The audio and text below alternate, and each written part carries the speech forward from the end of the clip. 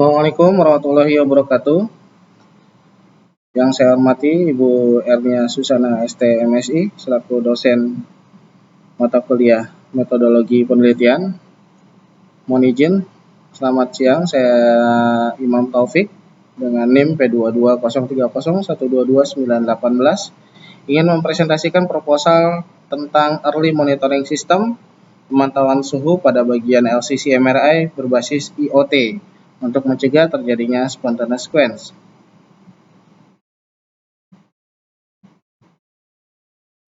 Oke, intinya dalam hal ini adalah seringkali terjadi spontaneous sequence pada alat MRI yang disebabkan oleh kegagalan fungsi dari beberapa perangkat penunjang MRI itu sendiri, sehingga menyebabkan terjadinya kenaikan suhu, dan kenaikan suhu tersebut menyebabkan pembuayan gas helium yang ada di dalam gantry, sehingga dengan menguapnya liquid helium menjadi helium gas tersebut menyebabkan tekanan di dalam gantry meningkat dan membuat burst disk pada gantry MRI mengalami kerusakan dan jebol, sehingga semua helium liquid yang ada di dalam magnet MRI keluar ke udara bebas dan magnet kehilangan medan magnetnya. Ya, rumusan masalahnya adalah bagaimana membuat early monitoring atau alat sistem ini berbasis IoT untuk mencegah terjadinya spontaneous sequence. Nah, bagaimana proses monitoring sistem pemantauan suhu pada bagian LCC berbasis IoT untuk mencegah terjadinya spontaneous sequence? Batasan masalahnya adalah pemantauan suhu pada LCC dari dan menuju gradient coil, dari dan menuju gradient amplifier, dari dan menuju chiller. Nah, tujuan dari dibuatnya sistem ini adalah untuk meminimalisir terjadinya spontaneous sequence, mengurangi biaya perbaikan karena risiko terjadinya spontaneous sequence sudah menjadi lebih kecil. Yang ketiga adalah penggunaan IoT dapat memudahkan user dan teknisi dalam proses monitoring. Nah, sistematika penulisannya yaitu bab 1 pendahuluan, bab 2 tinjauan pustaka, bab 3 metode penelitian, bab 4 hasil dan pembahasan, dan terakhir bab 5 kesimpulan dan saran. Nah, beberapa pembahasan yang akan saya bahas dalam proposal ini adalah menyangkut MRI, karena early monitoring system ini adalah alat untuk memonitoring perangkat yang ada di MRI, khususnya perangkat LCC, Liquid Cooling Cabinet. Sebagaimana yang kita tahu, untuk MRI dengan kapasitas tertentu, seperti contoh di tempat saya bekerja di RSUD Cibinong menggunakan magnet 3 Tesla, magnet tersebut memerlukan pendinginan atau sistem pendingin berupa chiller, karena ditujukan untuk mendinginkan helium gas yang ada di magnet MRI. Mengingat helium gas yang ada di magnet MRI yang ada di bagian permukaan magnet itu harus selalu didinginkan, karena jika tidak didinginkan, helium liquid yang ada di dalamnya akan mengalami kenaikan suhu, sehingga akan terjadi perubahan dari helium liquid menjadi helium gas, di mana titik didih helium liquid adalah pada suhu 4,2 Kelvin atau minus 268,9 derajat Celcius. Nah, di dalam MRI terdapat magnet superkonduktor. Seperti dibahas sebelumnya, magnet superkonduktor dikatakan superkonduktor karena membutuhkan pendinginan khusus untuk mendapatkan fungsi sebagai superkonduktor, yaitu harus direndam menggunakan helium liquid dalam suhu maksimal adalah minus 268,9 derajat Celcius. Apabila lebih tinggi dari suhu tersebut, maka akan terjadi spontaneous sequence dan magnet mengalami kehilangan superkonduktornya. Nah, kemudian yang selanjutnya saya akan bahas helium, di mana helium ini memiliki titik didih 4,2 derajat Kelvin, dan titik suhu idealnya adalah dengan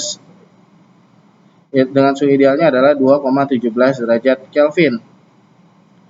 Nah, helium ini berperan penting dalam sistem pendinginan MRI, karena jika helium ini mengalami hilang atau habis yang disebabkan oleh spontaneous sequence, maka medan magnet yang ada pada gantry MRI akan hilang.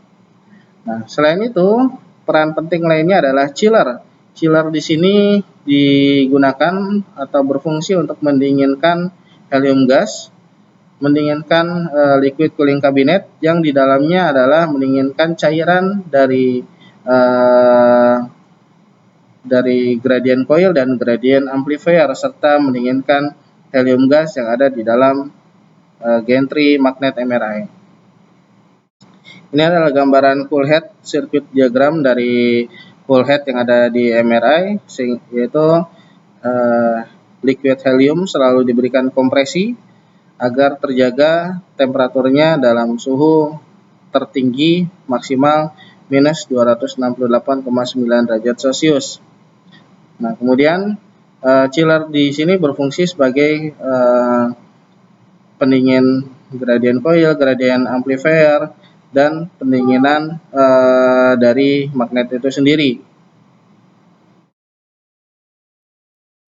Nah, untuk itu, dari pembahasan teori tersebut, kami akan membuat desain rancang bangun early monitoring system pada LCC MRI berbasis IoT untuk mencegah terjadinya spontaneous sequence dengan menempatkan beberapa temperatur sensor pada liquid cooling cabinet, yaitu pada bagian gradient coil, gradient amplifier, dan jalur chiller dari dan menuju ke liquid cooling cabinet. Nah, kami juga akan membuat alur pembuatan sistem untuk mempermudah kami. Dengan adanya alur tersebut, proses pembuatan tugas akhir kami akan berjalan sesuai dengan alur dan lebih mudah. Kemudian saya pun akan membuat rancangan sistem yang mudah, fungsional, dan akurat sehingga mendapatkan hasil pemantauan suhu yang akurat. Kemudian saya juga akan membuat kerangka konsep, hipotesis, dan akan mendata populasi dan sampel kebutuhan untuk unit yang akan saya ambil ada unit MRI di RSUD Cibinong yang hanya mempunyai populasi 1 unit. Waktu dan tempat penelitian ini mohon maaf diperkirakan sekitar 3 bulan, 2-3 bulan, dan 1 bulan untuk proses monitoring dan pengambilan data. Kemudian setelah proses 2-3 bulan, di bulan ketiga kami akan melakukan monitoring pada sistem yang sudah saya buat selama 30 hari. Kemudian dari data 30 hari tersebut kami akan melakukan analisa dari data tersebut.